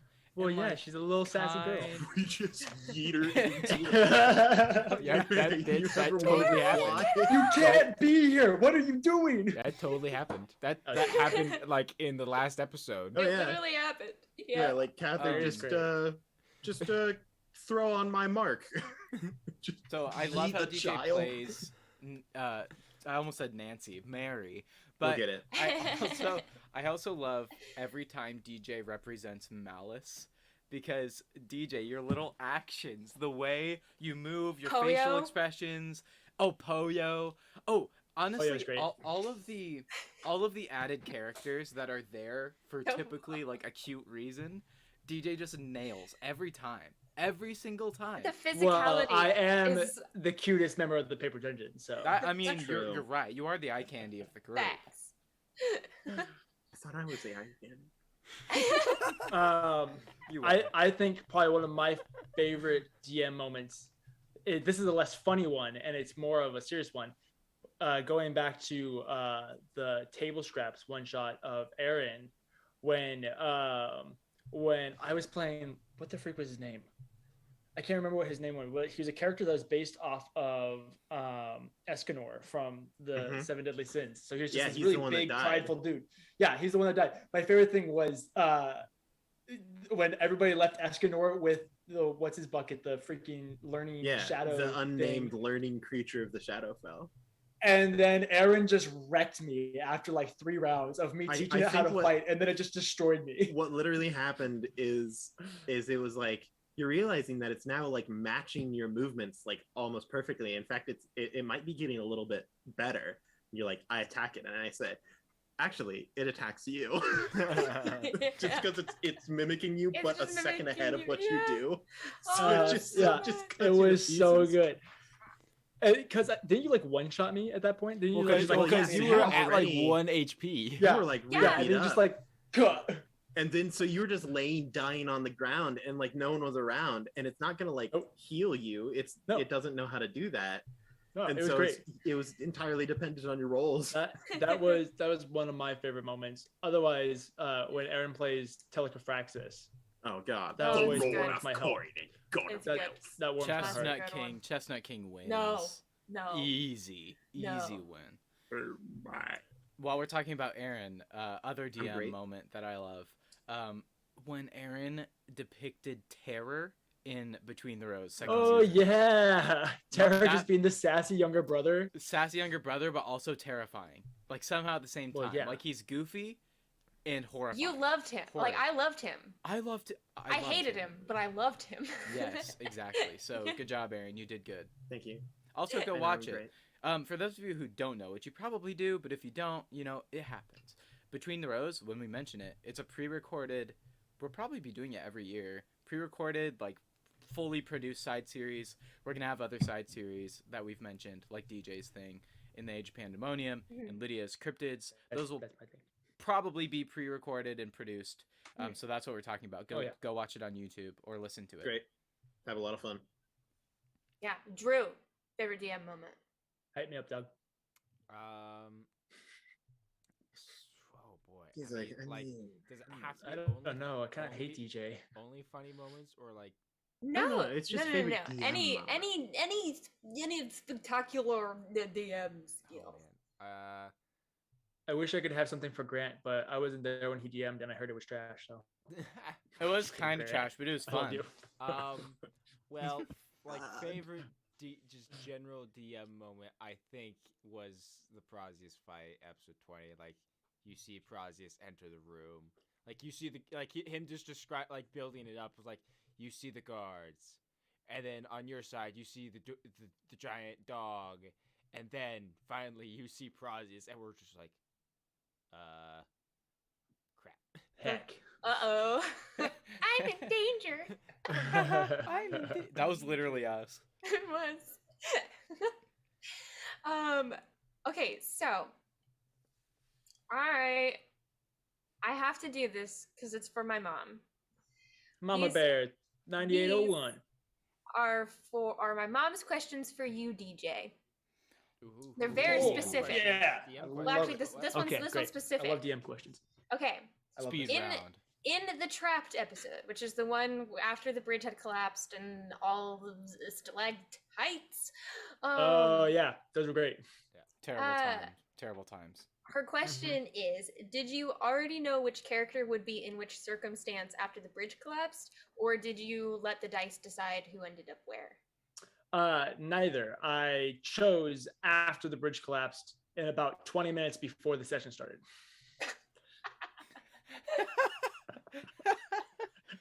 This is a common occurrence. So wait, so what made you choose each circumstance for each person? Well, let's see. Well, I knew that one of you guys had to be okay because if I let all four of you guys die and there's a TPK, I would get murdered. So I knew that one of you guys had to be okay. So there's at least hope that you guys would make it out. And out of all of them, picking Tarak was probably the poorest choice because it made the encounter a little bit less dramatic than I wanted it to be. But I'm happy with how it went. And then I kind of just picked a character and then thought of like different situations that you could be in. So it wasn't like, I was like, oh, Renaya's gonna get stabbed because I want Renaya to get stabbed, and Cather's gonna be up in this pocket, and Edward's gonna be in this pocket. It's kind of like, okay, Edward can be trapped in a pocket. Sure, let's go with it. Okay, great. There's that. Because I literally did this in 5 minutes before the session started, so I had to be quick and just go for it. So Yeah. there wasn't a whole lot of thought with it. It was kind of just a, hey, here's the situation, and we go with it. And somehow Yeah, at the there you tip go. of your tongue was, in a flash of thinking, you thought, you know what, I'll just pin Renaya to the ceiling. To a That slab. was pretty That great. just happened in your brain. Yeah, no, I was so like, funny. where's Renaya? Oh, it'd be kind of funny if like the rocks like lifted her up. You know what would be Where's the hilarious? stalactites? So if we You just know what would be murder just an Renaya. absolute riot. That's messed up. Yeah, that was pretty great. And then Next question. My mother's second question is, Oh, yeah? has there been an encounter that came closer to a character kill than you thought it would?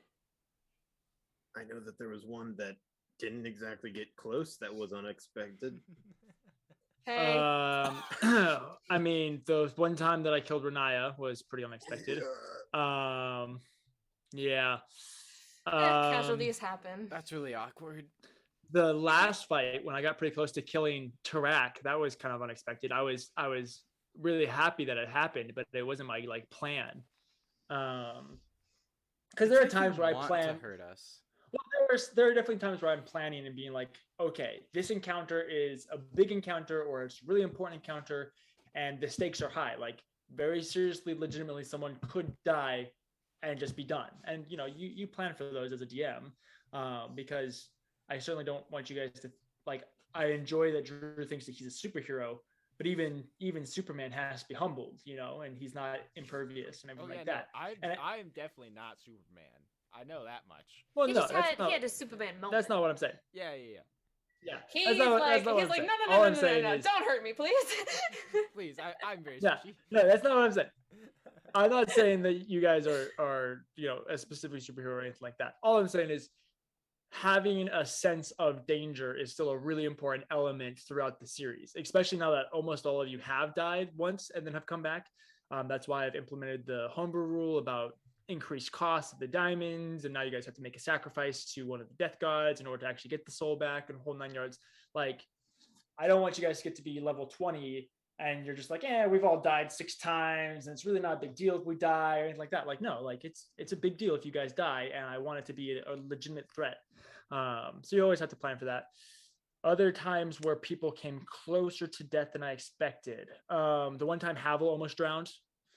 That was a time that Was that when we went to the Fae?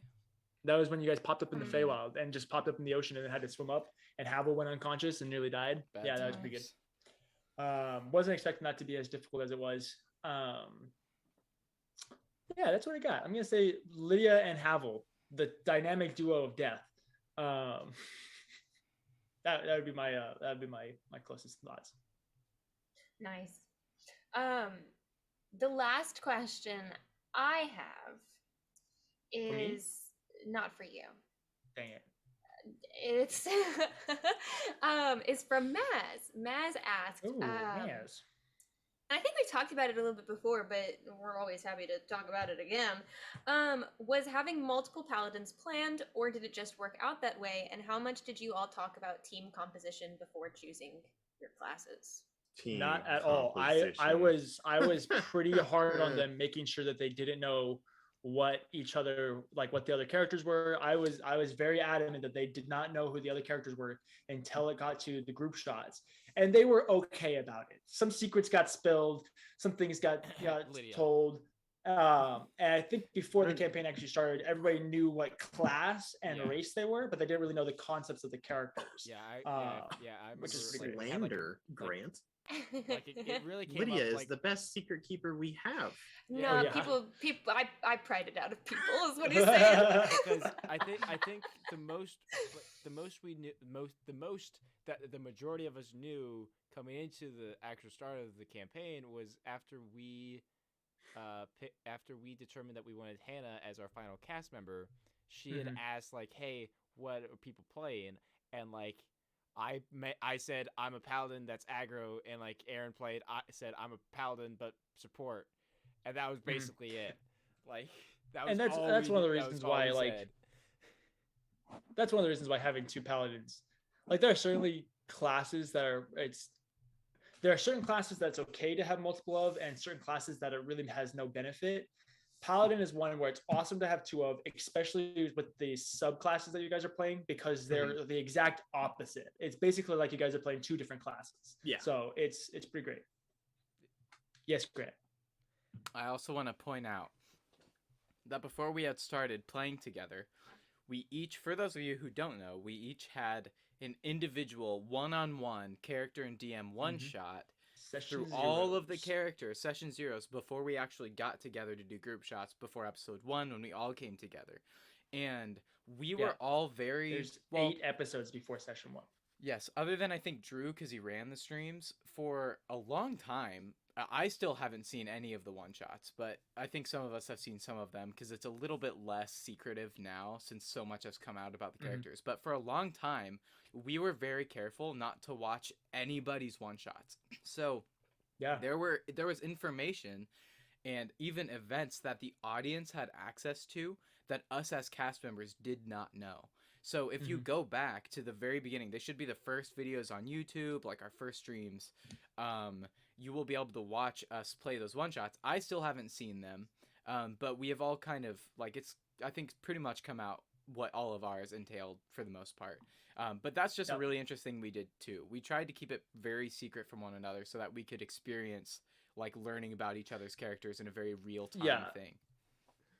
Oh, man. That was the biggest goal and the reason why I wanted it, because since this, if your style of playing D&D is more of an aggro style where you guys are, more aggressive or combat oriented, it's not quite as important. But for us, we're a very role play heavy stream and there's a lot of talking and drama and stuff like that. Like, it just makes it so much easier to kind of be in the moment and have honest and true reactions when you actually don't know the character's background or like the secrets and stuff like that. And it allows for more of that role play encouragement and stuff like that. So that's why I was pretty hard on them, making sure that it was as secretive as possible, because I wanted just to make it as easy as possible. I also made each character fill out like 100 questionnaire about their characters, because they need to know their stuff. You can find them online as well. They're great resources for DMs. So good stuff. But I also think we still do pretty darn good at trying to keep it, like, organic in how we approach it. We'll talk about things, but we don't, like, script per se. Like, we'll talk about the possibilities. We have a lot of fun talking on our own about the campaign, about the characters, about potential, but we ourselves really try to make it a very organic experience that's somewhat unexpected for everybody. So I think that's something that we'll keep doing too. And hopefully for a second campaign someday, we'll be able to approach it in a similar way, I think. Oh, yeah. That's the plan. Yeah. I am out of Great. questions. So now, I've got it. if you guys have Oh, questions, Aaron I has have a it. question. take it away, I Penny. have A question two. for himself. One of them is my own question. Another one was actually sent to us over Twitter by Let's Lyf, go. Oh, and I'm cool. going to answer it because it's just a pretty much a yes or no. It's a very simple answer, and I actually already answered Lyf over Twitter, but I will answer it again on stream. They ask. First off, I'm just going to read it. They wanted to ask who wrote the campaign because it is brilliant and amazing. Each session is full of action and the love for the game, and I can't wait for the next session. So thank you, because I know that would make everyone feel good. Answer to that question, it's 100% DJ. Like, that is, there is, like, we add to, like, the world and stuff. Sometimes, like, I've done a lot of work on orcs. Grant has contributed to our Kakra, although we have not really seen any. It does exist. It does But exist. it's there. And so we all have kind of pitched in on that. But in terms of actual story and like session planning and campaign writing, figuring out what the crap we're going to be doing, that is 100% DJ. I don't even think that you've been using a whole lot of like campaign books to like reference or do anything. Pretty much just all from your brain, from what I know. So that's the answer to that question. That was the kindest question I have ever heard in my life. Thank you so much. That is so encouraging. So thank you. If I remember I'm gonna correctly, cry.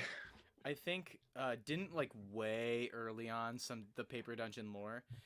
Didn't Ryan help at least construct a little bit of the world itself? Not the story, but some of the pantheon and stuff. Oh yeah, I can't remember though. Could you remind? Ryan has like a whole continent, doesn't he? Right. He, like, So the way that this world came about, when I first moved to Idaho, and I made some friends out here who didn't really play D&D, and so I was gonna get them into D&D, but that was kind of towards the end of the school year. I had been here for 4 or 5 months, and then I moved back to Nebraska for the summer of 2019 because Drew was graduating and my sister was getting married and all that type of stuff.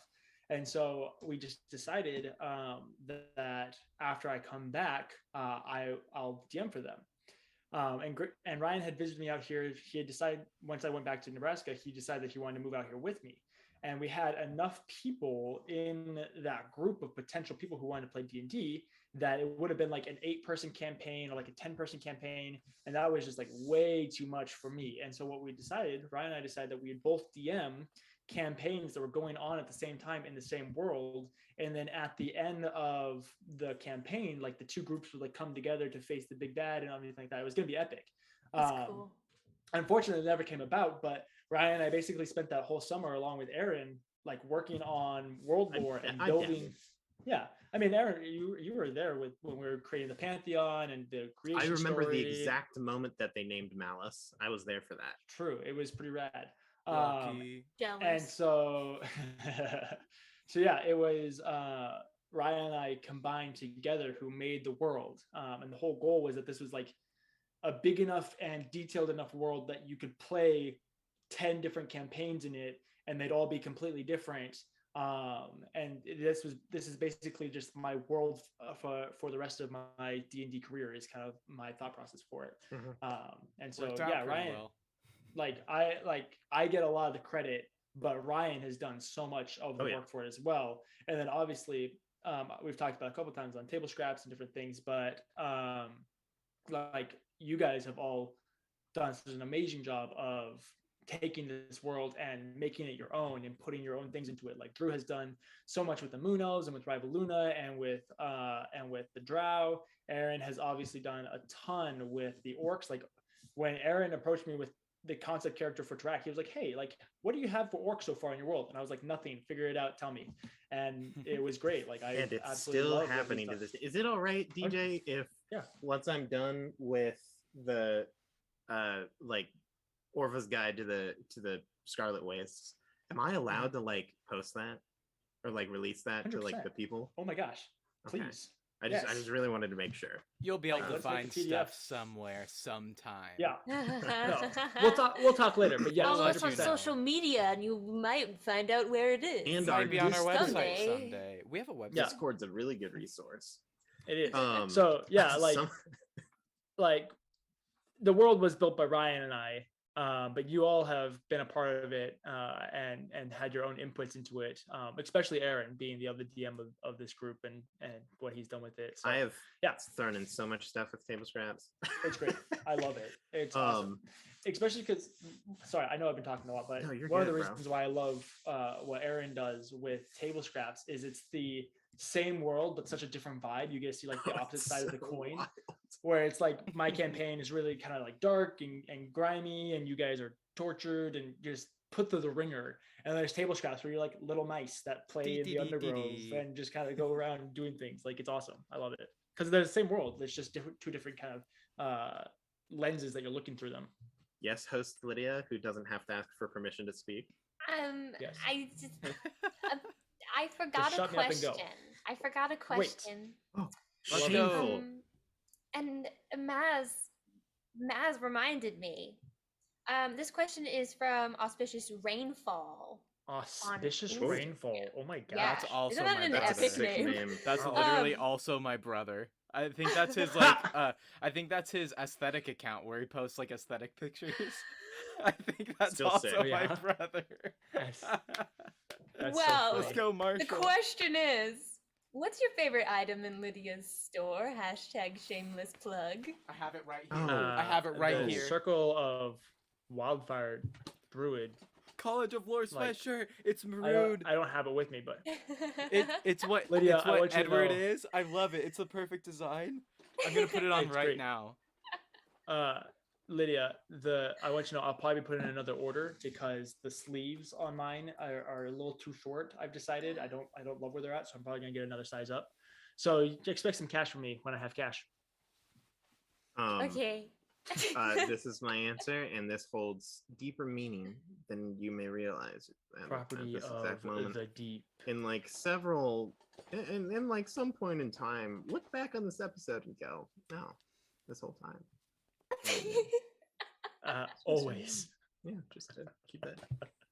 Go That's to my answer to exclamation your point question. Lydia's store. To Drew, This what's is your favorite actually cool that's even maybe a things. better question for the people who are watching, because you too can have a favorite item in your store, and I suggest that you buy it. A comment below what your also- favorite thing in the store I make is. cool D&D designs. Post a I mean, picture, send it to us on Twitter. You also- wearing Lydia's merch. Hashtag the Mhm. paper dungeon on Instagram. Please Show us send what me you got. pictures wearing it because Lydia, I just want to also- see it. Yes. Maz has asked for DM designs for a DM design, and I second that request. Please, just put that in. Thanks. Yeah. Cool. All right. All And right. what was your other question? This is we're now going to get to my favorite segment of the show, where Aaron Talks about asks a himself? question as a lead to hope that people compliment him, and specifically that he has the answer to a lot of the questions. Although That's never my happened. answer to the question is actually not even about me. Oh, yeah. I am somewhat of a one-liner connoisseur. All right, Oh, yeah? I love banger lines. They are my favorite part about anything that I do in Mhm. daily life and in Dungeons and Dragons. I can second that he does this in real life. Yes, throughout all characters, and NPCs, moments in the campaign. What is everyone's favorite, like, one-liner moments? Ooh. I got mine. Yes, It's not a one-liner, but it's a monologue. that's fine. That works. When Delandric rejected your apology and gave you your creed to like go fulfill your destiny because he won't forgive you otherwise. That Ooh. I really appreciated that. That was probably mostly because I'm very like a conflict avoidant person. Mhm. Some of you might disagree with that, Lydia, but I really don't love conflict. Compared to me and Drew, you're real far away. It's true. So like a lot of times my NPCs end up being really nice to you unless they're specifically evil people. So that was one of my favorite moments because as like a proud moment in my growth as a role player was able to have that tough conversation while still not being per se mean. I enjoyed that a lot. Or maybe And he was it just can be being about anyone. mean, I know that. but- I know that my answer. No, see, I both of specifically my- picked that just so that I didn't give you a one-liner to be proud of. And but- actually, I'm going to wait because I'm going to probably talk about like 5 different one-liners, and I don't want to take anyone else's. So. Yeah, I don't know. I think Malice has some pretty sick one-liners. Oh, yeah. I agree. That's just me. He always knows what to say. I have 2. Yeah. And I know them because I put them on the Instagram forever ago. I literally just went Oh, back to that's go find funny. them. Okay, so my 2 favorites. So,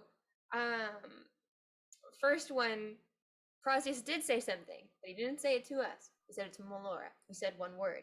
He said, "Run." That was terrifying. It works. Same If thing. you It's write on- it it's long on enough, one it'll take line. up a whole line. Like It big had enough letters. 17 U's. and then And an H. my other favorite, probably even more favorite than that one, is "Good Morning, Cather." Oh, Oh, heck Good yes. morning, I Cather. forgot about that. I forgot about that. Wow.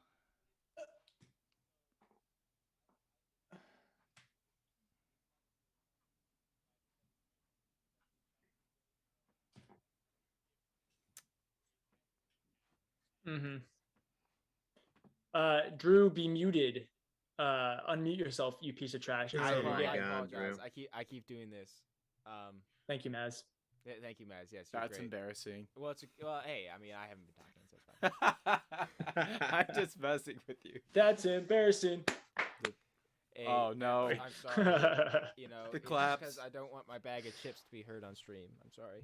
Well, quit eating, you piece of trash. Be professional. As he grabs a bag of chips. Well, I can't help but mention I really enjoy using either cutting words or vicious mockery. I think I use vicious mockery. I think that's a thing I do. But when I do it, if I do that, I love Doo-doo. just Sorry. like I love Nice. saying something that is sometimes punny or You little baby hand. You're but just a little sometimes, baby. sometimes it's really cool though. Sometimes it's like, I have first-handedly seen our paladin slice a giant, and then it's like, you better run or something like that. And it's like, so sometimes it's cool. Sometimes it's like, your baby hand, you think you can take us? It's like You don't even have an arm. you don't even Oh have my an gosh, arm to I- accompany you. Instead, you're accompanied by babies. Like I love those moments. I love being able to use that. I can't believe that I'm just now putting together that you actually have a specific vicious mockery voice. Yes, I've never put that together before. I absolutely do. That's when I Edward's would Oh my also gosh. I would also raise among the baby hand comment the pick up your sword and strap up your boots, pirates. We're going to fight a sea monster.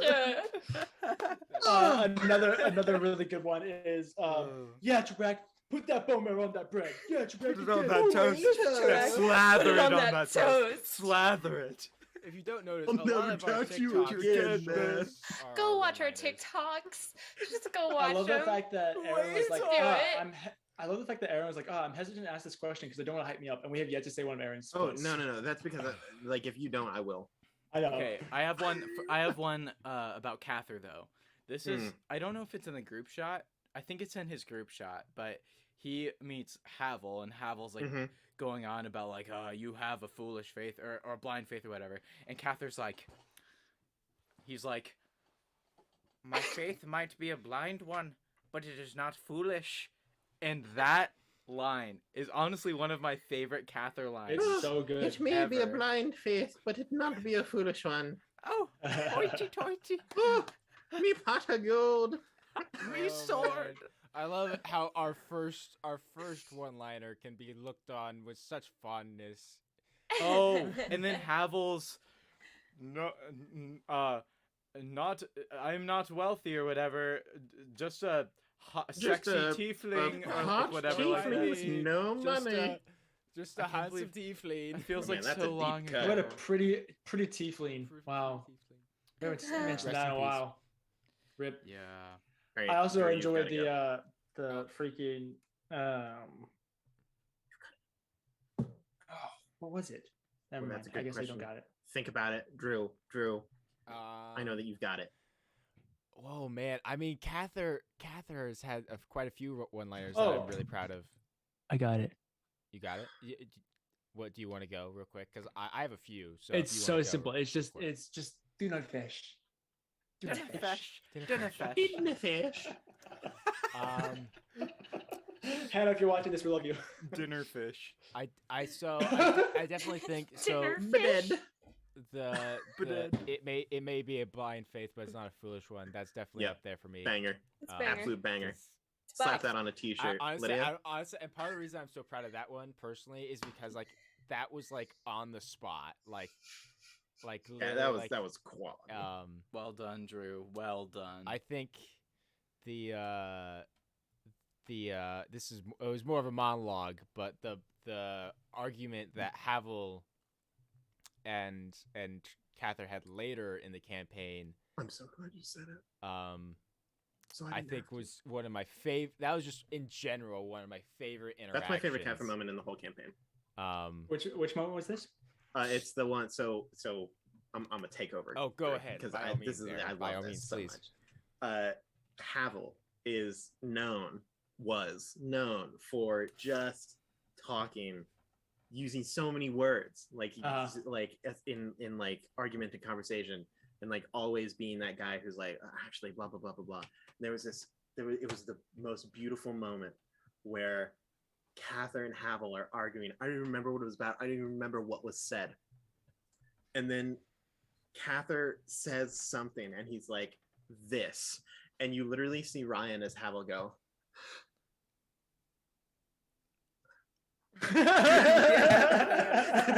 It was the best. That was the most jazzed I have been in a character argument that I wasn't even a part of in my entire life. I was sitting there, I was like, That's so funny.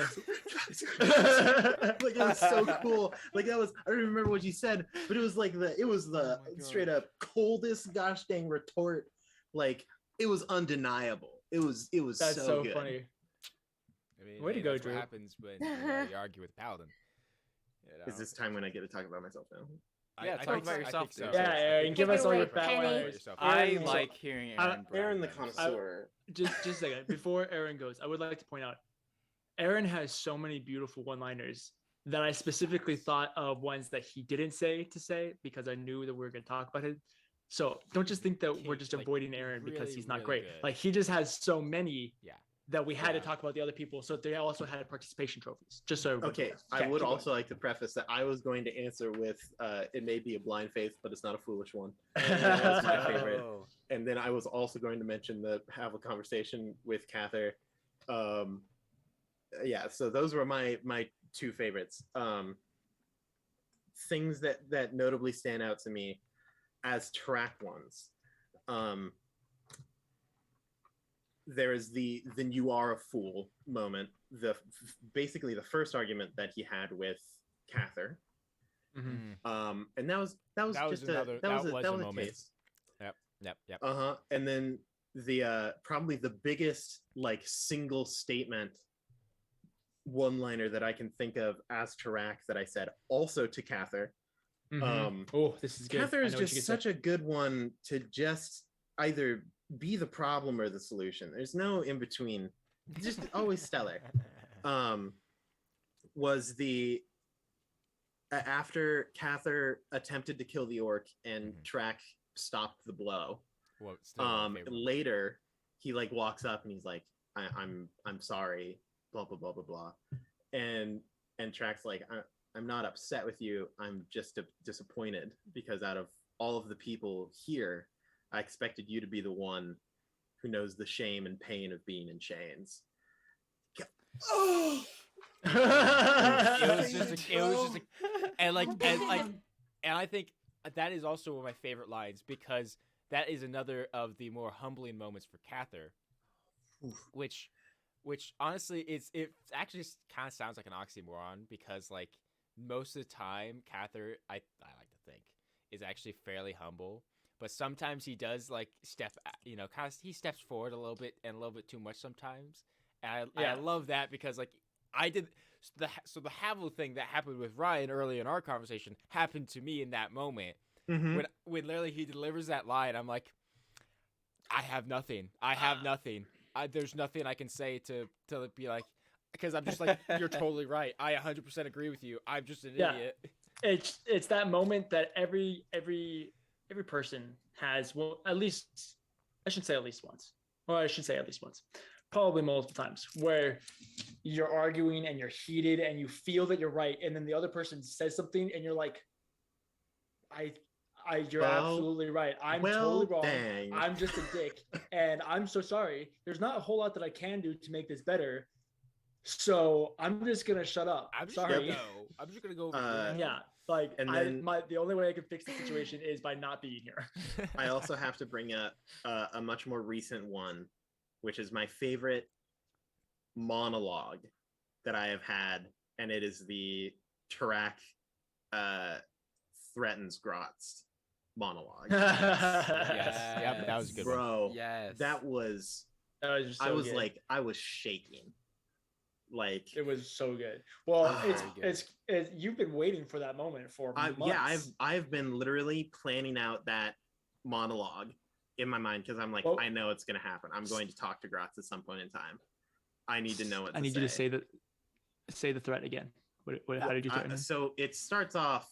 I'll cut to the chase, but it towards the end, I say, my favorite part of the threat is, I will find somewhere high on a hill in the sun where I will hang you from a spike, skin the flesh from your bones to wear it like a coat, and drink your blood from a boot. And I think that's I think that's my favorite part of And the it kept going thread. downhill from there. It just It kept was going. just- It didn't stop. It just kept going. And then I ended it with, and then when finally some poor foolish soul puts you out of your misery, there will be no greater joy for me than when the dead begin to walk the land again, and I find you on the battlefield and get to do it all over again. First of all, I loved the sting of that, because first of all, it was like, we don't see a violent Tarak No, ever. no, never. So you have this, like, we're all here in our place and we're like, and then Grotz is like, you're very creative, and you're just like, oh no. It's just like, respect, dog. That's a great way to kill someone. Like, great. Oh, that's pretty neat. Wow. I never didn't thought think of it of like that. And Yeah. one of Yeah. my favorite things about that I'm gonna threat take is notes. one of my favorite things about it is that it might not come across because it's pretty unknown, but that threat is so orcish. Like, Oh, yeah. the dead come back, and when the dead come back and walk, like, that has to do with orcish lore. His whole attitude towards the whole thing of the battlefield and the last fight of humanity. Oh, it's so good. So Oh, much yeah. lore. So those Just are- creme de la creme. I've had some other good one-liners and statements here and there, but those are the three that really stand out to me as like something that I would define as a zinger. Some hot zinger moments. And Nice. I like myself enough to where, one day I just might make a compilation of myself. Please do. Do it, That would please. that would be a I want treasured piece of video. all I want is like a very slightly animated picture of Tarak by a creek, just like rubbing his palm, that like Aw. plays for like a sad orc playlist. That's all. Yeah, we need to make a lo-fi playlist and have like Oh, that just you looped wait. animation. Literally, But just Grant and I have have Tarak, talked about yeah. this. Hold, Yeah. just, Oh, 100%. hold on. Anyway, Where 2023 it'll also plans be coming at released ya. alongside the rap album that Grant and I are gonna produce. Yes, sir. I can make some fat beats, man. Bro, and I'll Aaron lay can it drop down. a few fat 100%. lines. Let's- You want to hear some singers? I got you. Yeah, he got this. Well, that's all we have time for today, You folks. think we're joking? Can I say something? Is that Can I say everybody's- something? Can I say something? Is it about the podcast and YouTube? I mean, it includes that. Go ahead. First of all, YouTube podcasters, thanks for being here. We love you guys. We love that you're here. Come visit us on Twitch sometime. That'd be great. Second of all, this is not hyperbole, okay? we have a lot of very, very exciting things that we have in our back pocket for when we are ready to reveal them for the audience, I guess. In both things we're going to do and things we have done, we have a lot that's going to be happening throughout 2022 and the following year. So please, guys, share with your friends. There's a lot of exciting things about to happen. We'd love to bring some people along for the ride, and feel free to stop by as we continue to go to see how this show develops and where we're going with it. Very, very excited. All of us have worked very hard and will continue to work hard because we care about this show. Very excited about 2022. I'm Grant. I play Edward on the Paper Dungeon. Thank you. Yes, Owen. What's up? I'm Aaron. I play Grant, who plays Edward on the Paper Dungeon. Yeah. I can't tell you what it is. I can't give you any hints. I can't reveal anything.